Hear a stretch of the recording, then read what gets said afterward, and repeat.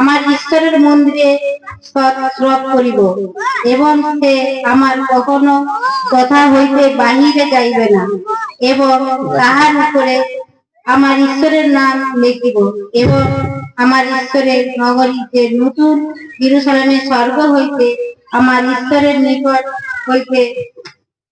ঠিক আছে, তাহলে এখানে কি বললেন যে সমস্ত পরীক্ষাকে সিদ্ধ করে স্বর্ণকারের মতো সেই লোহা সোনাকে আগুনে দিয়ে পুড়িয়ে কতটা রূপা কতটা সোনা আছে বের করে পরিষ্কার হয়, সেই কেবল সেই নতুন জেরুজালেমে এবং নতুন স্বর্গের রাজ্যে যাবে।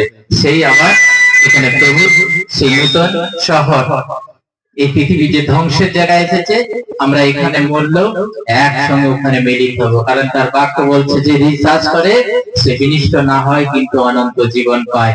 আপনারা যেই আপনাদের মারা যান, আপনারা জানেন আজকে অনেকে আসে না, তাদের দু তিনজন অনেকবার প্রার্থনা হয়েছে কিন্তু তিনি আমাদের মধ্যে নেই, আমাদের সাথে আবার দেখা হবে স্বর্গে।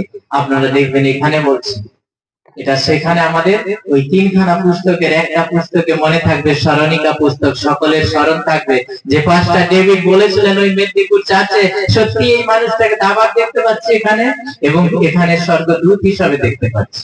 সবাই আমরা সেখানে মিলিত হব, আত্মীয় স্বজন বন্ধু বান্ধব যেই আমাদের কাছ থেকে হারাক না কেন, যারা প্রভুকে বিশ্বাস করে মারা গেছে প্রত্যেককেই আমরা এক জায়গায় আবার মিলিত হব, এর জন্য কোনো সন্দেহ নেই। কারণ জগতিক মৃত্যু আত্মিক মৃত্যু হয় না, আত্মা স্বর্গে ঈশ্বরের কাছে, তাই বলছে যে আমরা আবার মিলিত হব। তাই বলছে আমাদের সেই যুদ্ধ পরিষ্কার হয়ে সেই যুদ্ধ শেষ করে আমাদেরকে প্রভুর কাছে পৌঁছাতে হবে, আর তার তবেই আমরা সেই স্বর্গের রাজ্যে পৌঁছতে হবে। আমরা 20টা দেখবো, প্রকাশিত বাক্য 20 21।